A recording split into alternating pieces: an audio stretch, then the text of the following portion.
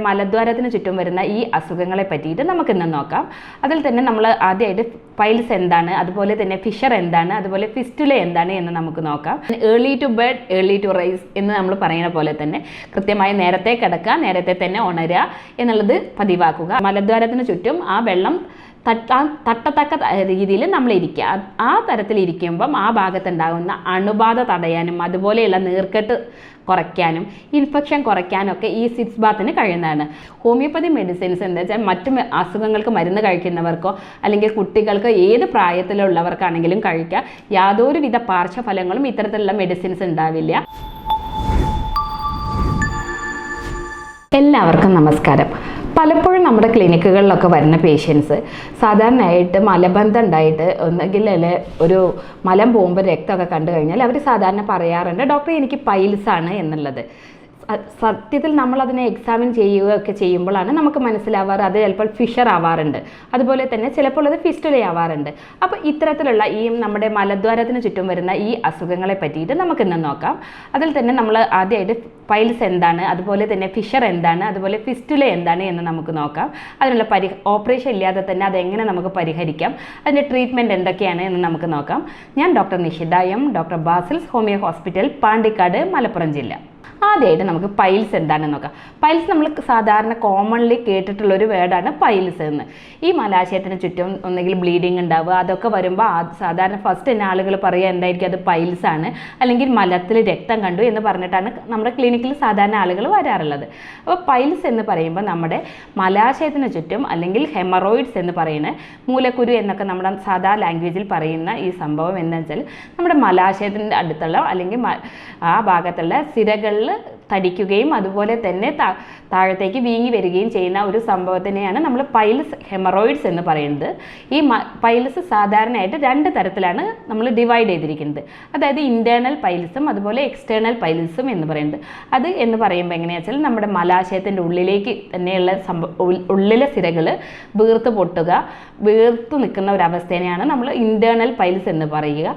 അതിൻ്റെ ലക്ഷണമായിട്ട് സാധാരണ കാണിക്കുന്നത് വെച്ചാൽ മലം പോകുമ്പോൾ രക്തം ഉണ്ടാവുക, ചിലപ്പോൾ എന്താ വെച്ചാൽ മലം കഴിഞ്ഞതിന് ശേഷം നമ്മുടെ ക്ലോസറ്റുകളിലൊക്കെ ബ്ലീഡിങ് ആയിട്ട് ഇങ്ങനെ കാണുക, സ്ട്രീക്കി ബ്ലീഡിങ് ആയിട്ട് കാണുക. ഇത്തരത്തിലുള്ള ലക്ഷണങ്ങളാണ് ഉണ്ടാവുക.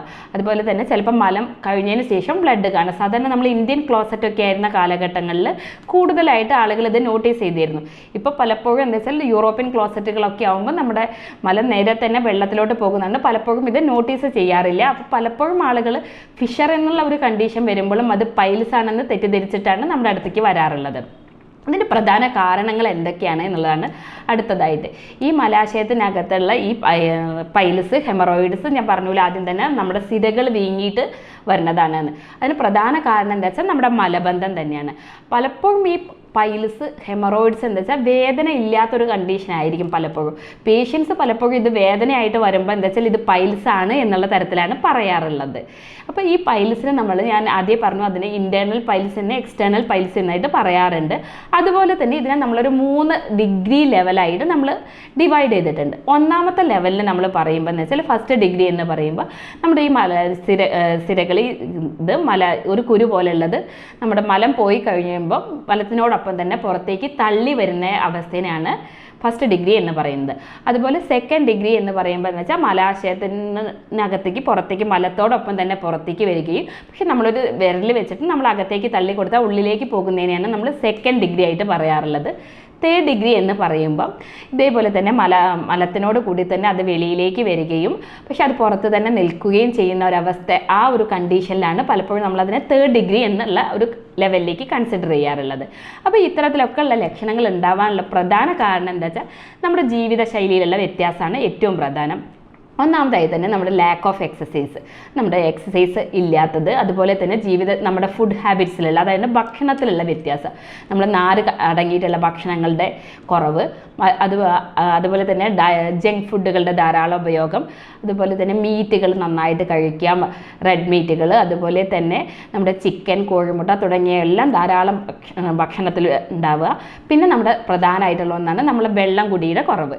കോമൺലി നമ്മൾ കാണുന്നതാണ് നമ്മൾ വെള്ളം നമുക്ക് ഡൈജഷനൊക്കെ വളരെ അത്യാവശ്യമുള്ള ഒരു ഘടകമാണ്.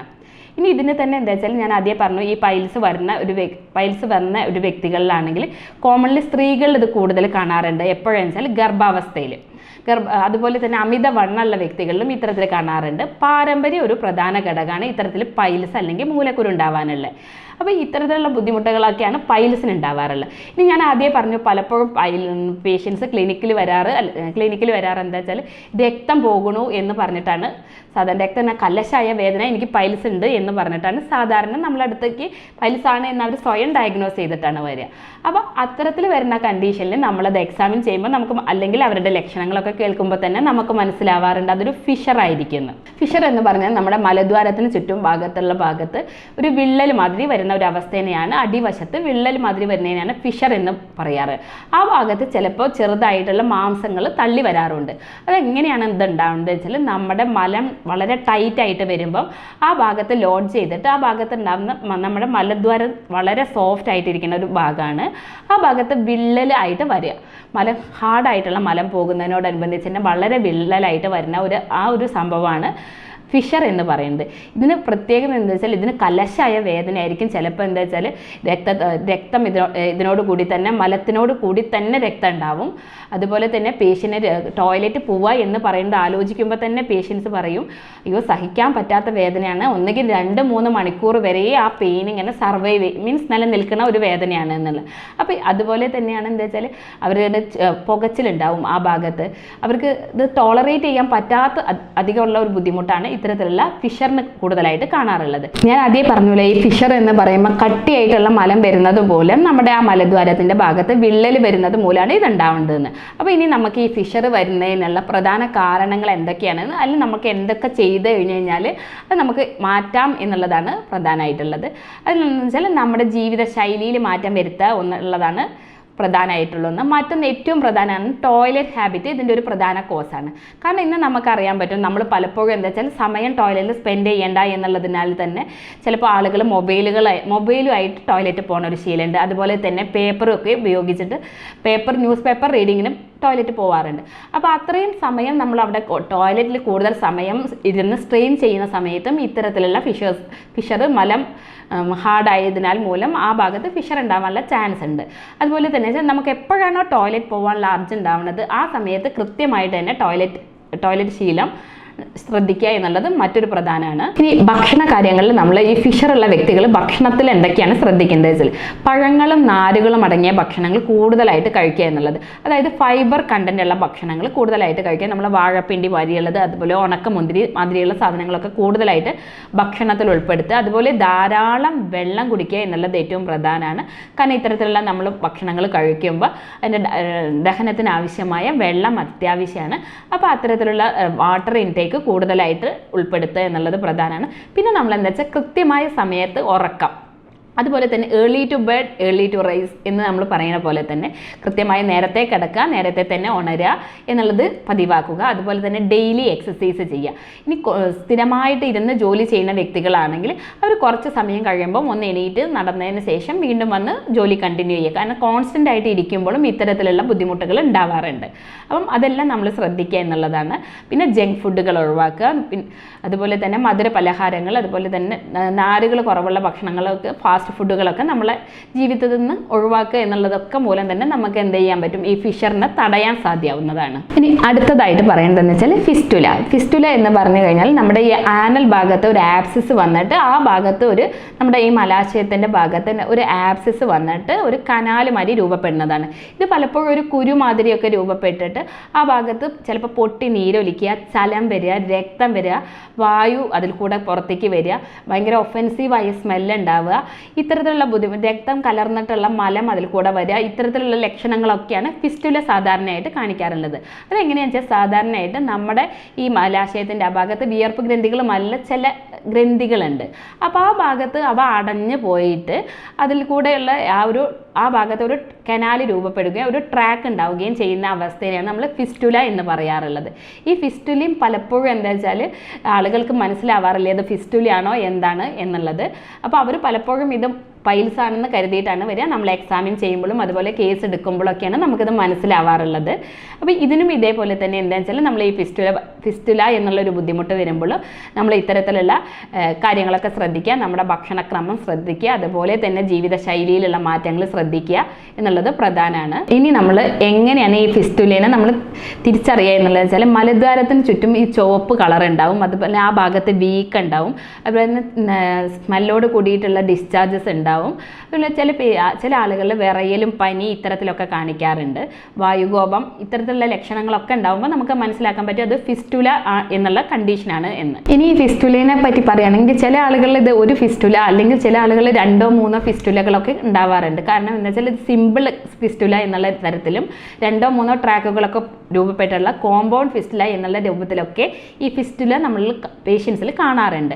അപ്പോൾ അത്തരത്തിലുള്ള ആളുകളിലും വളരെ കലശായ ബുദ്ധിമുട്ടുകൾ ഉണ്ടാവും, അവർക്ക് സഹിക്കാൻ പറ്റാത്ത വേദന ഞാൻ ഈ മേൽപ്പറഞ്ഞ ലക്ഷണങ്ങളിലൊക്കെ അവരിൽ ഉണ്ടാവാറുണ്ട്. ഇനി ഈ പറഞ്ഞ കാര്യങ്ങളൊക്കെ നമുക്കിനി ഇത്തരത്തിൽ ഈ പൈൽസ്, ഫിഷർ, ഫിസ്റ്റുല എന്ന 3 കാര്യങ്ങൾ ഞാൻ ആദ്യം പറഞ്ഞു. അപ്പോൾ നമ്മൾ ഇതിനൊക്കെ എങ്ങനെയാണ് നമ്മൾ വേർതിരിച്ച് മനസ്സിലാക്കുക എന്നുള്ളതാണ് ഞാൻ ആദ്യം ആ ലക്ഷണങ്ങളും അതെവിടെയാണ് ഉണ്ടാവുക എന്നുള്ളതിനൊക്കെ പറ്റി പറഞ്ഞത്. ഇനി നമുക്കിതിനെയൊക്കെ എങ്ങനെ കണ്ടെത്താം എന്നുള്ളത് ആദ്യം പറഞ്ഞു. പേഷ്യൻസിൻ്റെ അടുത്തു നിന്നുള്ള ലക്ഷണങ്ങൾ മൂലം തന്നെ നമുക്കിത് മനസ്സിലാക്കാൻ പറ്റും. എങ്ങനെയാണ് ഇതിൻ്റെ ബ്ലീഡിങ്, എങ്ങനെയാണ് പൈൽസ് ആണെങ്കിൽ എപ്പോഴുള്ള ബ്ലീഡിങ് ആണ്, അതുപോലെ തന്നെ ഫിഷർ ആണെങ്കിൽ അവൻ്റെ വേദനയുടെ സ്വഭാവം, ഇതൊക്കെ നോക്കിയിട്ട് നമുക്ക് മനസ്സിലാക്കാൻ പറ്റും. പിന്നെ മറ്റൊരു നമ്മൾ എങ്ങനെ മനസ്സിലാക്കാൻ വെച്ചാൽ ഇത് എക്സാമിൻ ചെയ്യുമ്പോൾ നമുക്ക് മനസ്സിലാക്കാൻ പറ്റും ഒന്നുകിൽ ഇത് പൈൽസ് ആണോ, ഫിഷർ ആണോ, ഫിസ്റ്റുലയാണോ എന്നുള്ളത്. അതേപോലെ ഇൻവെസ്റ്റിഗേഷൻ, അതായത് നമ്മൾ കൊളനോസ്കോപ്പി എന്നുള്ള ഒരു ഇൻവെസ്റ്റിഗേഷൻ മെത്തേഡ് വഴി തന്നെ നമുക്കിത് എന്താണ് എന്നുള്ളതും അത് എങ്ങനെയാണുള്ളത് എന്ന് നമുക്ക് വ്യക്തമായിട്ട് ഏത് ഡിഗ്രിയാണ് എന്ന് വരെ നമുക്ക് വ്യക്തമായിട്ട് മനസ്സിലാക്കാൻ സാധിക്കും. ഇനി നമുക്ക് ഈ പൈൽസ്, ഫിഷർ, ഫിസ്റ്റുല എന്നുള്ള ഈ 3 കാര്യങ്ങൾ നമുക്ക് എങ്ങനെയൊക്കെ ഇത് കുറയ്ക്കാം അല്ലെങ്കിൽ എങ്ങനെയൊക്കെ ഇത് തടയാം എന്നുള്ളത് നമുക്ക് നോക്കാം. അതിൽ പ്രധാനമാണ് ഞാൻ ആദ്യം പറഞ്ഞു ധാരാളം വെള്ളം കുടിക്കുക എന്നുള്ളത്. ഇപ്പോൾ പൈൽസൊക്കെ ആണെങ്കിൽ തന്നെ നമ്മൾ ധാരാളം വെള്ളം കുടിക്കുക. അപ്പോൾ എന്താ വെച്ചാൽ മലാശയത്തിലുണ്ടാകുന്ന ഈ ബുദ്ധിമുട്ടുകളൊക്കെ നമുക്ക് കുറയ്ക്കാൻ പറ്റും, മലബന്ധം ഒഴിവാക്കാൻ സാധ്യമാവും. നാരുകളടങ്ങിയ ഭക്ഷണങ്ങൾ കഴിക്കുക, പഴങ്ങൾ, വെജിറ്റബിൾസ് ഒക്കെ കൂടുതലായിട്ട് കഴിക്കുക. നമ്മുടെ നാട്ടിൽ അവൈലബിൾ ആയിട്ടുള്ള ചക്ക, മാങ്ങ തുടങ്ങിയ പഴങ്ങളിലൊക്കെ ഒരുപാട് ഫൈബർ കണ്ടൻറ്റുകൾ ഉള്ളതാണ്. അപ്പോൾ അത്തരത്തിലുള്ള സാധനങ്ങളൊക്കെ നമ്മുടെ ഭക്ഷണത്തിൽ ഉൾപ്പെടുത്തുക എന്നുള്ളത് പ്രധാനമാണ്. മറ്റൊന്ന് പ്രധാനമാണെന്ന് വെച്ചാൽ നമ്മൾ കൃത്യസമയത്ത് ഉറങ്ങുക, അതുപോലെ തന്നെ കൃത്യസമയത്ത് എണീക്കുക, ഒരു ഡെയിലി റുട്ടീൻ ഫോളോ ചെയ്യുക എന്നുള്ളത്. പിന്നെ നമ്മൾ ജങ്ക് ഫുഡുകൾ, വറുത്തത്, ഓയിലി ആയിട്ടുള്ള ഭക്ഷണങ്ങളൊക്കെ കുറയ്ക്കുക എന്നുള്ളത് ഏറ്റവും പ്രധാനമാണ്. മറ്റൊരു പ്രധാന കാര്യമാണ് എന്താ വെച്ചാൽ നമ്മൾ ഡെയിലി എക്സസൈസ്, ഡെയിലി ഒരു അരമണിക്കൂറെങ്കിലും എക്സസൈസ് ഫോളോ ചെയ്യുക എന്നുള്ളത് ഇത്തരത്തിലുള്ള മലബന്ധങ്ങളൊക്കെ കുറയ്ക്കാൻ വേണ്ടി നമുക്ക് സഹായിക്കും. അത്താഴം നമുക്ക് വളരെ ലഘുവാക്കി കഴിക്കുക എന്നുള്ളത്, അതായത് നമ്മൾ വളരെ മൈൽഡായിട്ടുള്ള അത്താഴം കഴിക്കുക എന്നുള്ളത് പ്രധാനമാണ്. ഫ്രൂട്ട്സുകൾ നമ്മൾ കൂടുതൽ ഉൾപ്പെടുത്തുക ഭക്ഷണത്തിൽ എന്നുള്ളത് ഒരു പ്രധാനമായിട്ടുള്ളൊരു കാര്യമാണ്. പിന്നെ ഇരുന്ന് ചെയ്യുന്ന വ്യക്തികളാണെങ്കിൽ ഞാൻ ആദ്യം പറഞ്ഞിരുന്നു ഈ കാര്യങ്ങളൊക്കെ. അവർ കുറച്ച് നേരം നടക്കുക, അതിനുശേഷം വന്നതിന് ശേഷം വീണ്ടും ജോലി ചെയ്യുക. കണ്ടിന്യൂസ് ആയിട്ട് ഇരുന്നിട്ട് ജോലി ചെയ്യുന്ന വ്യക്തികളിൽ ഇത്തരത്തിലുള്ള ഫിഷറുകളും പൈൽസ് ഒക്കെ ഉണ്ടാവാനുള്ള ചാൻസ് കൂടുതലാണ്. അപ്പോൾ അവരത് ശ്രദ്ധിക്കുക. പിന്നെ മറ്റൊരു പ്രധാന കാരണം ഞാൻ ആദ്യം പറഞ്ഞു, ഫിസ്റ്റുല പറഞ്ഞപ്പം ടോയ്ലറ്റ് ഹാബിറ്റ്സ് വളരെ കൃത്യമായ രീതിയിൽ തന്നെ നമ്മൾ ഫോളോ ചെയ്യുക എന്നുള്ളത് പ്രധാനമാണ്. അതേപോലെ തന്നെയാണ് നമ്മൾ വീട്ടിൽ നമുക്ക് ചെയ്യാൻ പറ്റുന്ന കാര്യങ്ങളാണ് ഉണക്കമുന്തിരി നമുക്ക് കഴിക്കാം, ഡെയിലി കഴിക്കേണ്ട ഇത്തരത്തിലുള്ള മലബന്ധങ്ങൾ കുറയ്ക്കാൻ സഹായിക്കും. അതേപോലെ തന്നെയാണ് നമ്മുടെ എന്താ വെച്ചാൽ നമുക്ക് വീട്ടിൽ തന്നെ ചെയ്യുന്ന വാഴപ്പിണ്ടി അല്ലെങ്കിൽ വാഴക്കൂമ്പ്, വാഴനാര്, ഉണ്ണിക്കാമ്പ് എന്നൊക്കെ പറയുന്ന സാധനങ്ങൾ നിറയെ ഫൈബർ കണ്ടൻ്റ് ഉള്ള സാധനങ്ങളാണ്. അപ്പോൾ അതൊക്കെ കഴിക്കുന്നത് മൂലം എന്താ വെച്ചാൽ നമ്മുടെ മലബന്ധം കുറയ്ക്കാൻ സഹായിക്കും, ഇത്തരത്തിലുള്ള ബുദ്ധിമുട്ടുകളൊക്കെ കുറയ്ക്കാൻ സഹായിക്കും. രാഗി, ഓട്സ് ഇതൊക്കെ നിറയെ ഫൈബർ കണ്ടൻ്റ് ഉള്ള സാധനങ്ങളാണ്. ഇത്തരത്തിലുള്ള സാധനങ്ങളൊക്കെ ഭക്ഷണത്തിൽ ഉൾപ്പെടുത്തുന്നുണ്ട് എന്ന് നമ്മൾ ശ്രദ്ധിക്കുക. ഇതൊക്കെ എന്താ വെച്ചാൽ മലബന്ധം കുറയ്ക്കാനും ഇത്തരത്തിൽ പൈൽസ് ആണെങ്കിലും ഫിഷർ ആണെങ്കിലും ഫിസ്റ്റുല എന്നിവ മൂലമുള്ള ബുദ്ധിമുട്ടുകളൊക്കെ നമുക്ക് കുറയ്ക്കാൻ സാധിക്കും. ഇനി ഇത്തരത്തിലുള്ള ബുദ്ധിമുട്ട് പൈൽസ് ആണെങ്കിലും ഫിഷർ ആണെങ്കിൽ ഫിസ്റ്റുല ആണെങ്കിലൊക്കെ നമുക്ക് വീട്ടിൽ തന്നെ ചെയ്യാവുന്ന ഒരു കാര്യമാണ് ഒരു സിറ്റ്സ് ബാത്ത് എന്ന് പറയുന്നത്. നമ്മൾ ഒരു ചെറിയൊരു ടംബ്ലർ എടുത്തിട്ട് അതിനകത്തൊരു ഇളം ചൂടുവെള്ളത്തിൽ നമ്മുടെ മലദ്വാരം ആ വെള്ളത്തിനകത്ത് ഇളം ചൂടുവെള്ളത്തിൽ കല്ലുപ്പ് ഇട്ടിട്ട് ഒരു 10 മിനിറ്റ് നേരം ആ മലദ്വാരം ആ ഭാഗത്ത് മുക്കിയിരിക്കുക. മീൻസ് ആ മലദ്വാരത്തിന് ചുറ്റും ആ വെള്ളം തട്ടത്തക്ക രീതിയിൽ നമ്മൾ ഇരിക്കുക.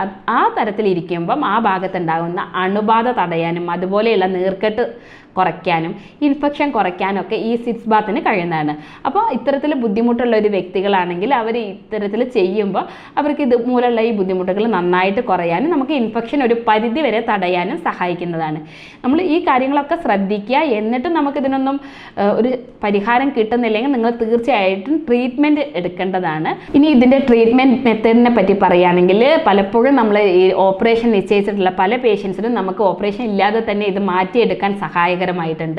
ഹോമിയോപ്പതിയിൽ ഇതിനെങ്ങനെയാണെന്ന് വെച്ചാൽ ഈ ടോയ്ലറ്റ് ഹാബിറ്റ്സ് ഒക്കെ മാറ്റേണ്ട വ്യക്തികളാണെങ്കിൽ അവർ അത്തരത്തിലുള്ള മാറ്റങ്ങൾ വരുത്തിക്കൊണ്ടും അതുപോലെ തന്നെ രോഗിയുടെ ലക്ഷണങ്ങളും രോഗത്തിൻ്റെ ലക്ഷണങ്ങളൊക്കെ നമ്മൾ കൺസിഡർ ചെയ്തിട്ട് നമ്മൾ യൂറോപ്യൻ നിർമ്മിതമായ സോഫ്റ്റ്വെയർ ഉപയോഗിച്ചിട്ട് റെപ്പട്രൈസേഷൻ എന്നുള്ള ഒരു മെത്തേഡ് വഴി പേഷ്യൻസിൻ്റെതായ സിംറ്റംസ് ഒക്കെ എടുത്തിട്ട് വളരെ കൃത്യമായ കോൺസ്റ്റിറ്റ്യൂഷണൽ മെഡിസിൻസ് കണ്ടെത്തിയിട്ട് നമ്മൾ ജർമ്മൻ നിർമ്മിതമായ മെഡിസിൻസാണ് പേഷ്യൻസിന് കൊടുക്കുന്നത്.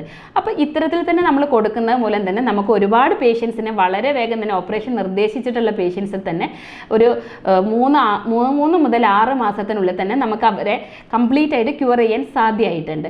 അപ്പോൾ പലപ്പോഴും ഈ ഹോമിയോപ്പതിക് മെഡിസിൻ കഴിക്കുന്ന ആളുകൾക്ക് പലർക്കും ഉണ്ടാകുന്ന സംശയമാണ്, ഞങ്ങൾ വേറെ മറ്റൊരു അസുഖത്തിന് മെഡിസിൻ കഴിക്കുന്ന വ്യക്തിയാണ്, അപ്പോൾ നമുക്ക് ഈ ഹോമിയോപ്പതിക് മെഡിസിൻസ് കഴിക്കാവോ എന്നുള്ളത്. ഹോമിയോപ്പതിക് മെഡിസിൻസ് എന്താ വെച്ചാൽ മറ്റു അസുഖങ്ങൾക്ക് മരുന്ന് കഴിക്കുന്നവർക്കോ അല്ലെങ്കിൽ കുട്ടികൾക്ക് ഏത് പ്രായത്തിലുള്ളവർക്കാണെങ്കിലും കഴിക്കാം. യാതൊരുവിധ പാർശ്വഫലങ്ങളും ഇത്തരത്തിലുള്ള മെഡിസിൻസ് ഉണ്ടാവില്ല. അപ്പോൾ ഇത്തരത്തിലുള്ള കോൺസ്റ്റിറ്റ്യൂഷണൽ മെഡിസിൻസ് ജർമ്മൻ നിർമ്മിതമായ മരുന്നുകൾ നമ്മൾ കൊടുക്കുന്ന മൂലം തന്നെ ആ പേഷ്യൻസിന് വളരെ ശാശ്വതമായ ഒരു പരിഹാരമാണ് ഇത്തരത്തിലുള്ള ബുദ്ധിമുട്ടുകളുള്ള ആളുകൾക്ക് ഉണ്ടാവാറുള്ളത്. അതുമൂലം തന്നെ നമുക്കിത് വളരെ വേഗം തന്നെ നമുക്ക് ക്ലിയർ ചെയ്യാൻ സാധ്യമാവുന്ന ഒരു കണ്ടീഷൻസാണ് ഇത്തരത്തിലുള്ള ബുദ്ധിമുട്ടുകൾ. ഇനി നിങ്ങൾക്ക് ഇതുമായിട്ടുള്ള എന്തെങ്കിലും സംശയങ്ങളോ അല്ലെങ്കിൽ ഓൺലൈൻ പരിശോധനയ്ക്കോ വേണ്ടി നിങ്ങൾക്ക് എന്നെ ബന്ധപ്പെടാവുന്നതാണ്. ഞാൻ doctor Nishitha M, doctor Basil's homeo hospital, Pandikkad, Malappuram ജില്ല.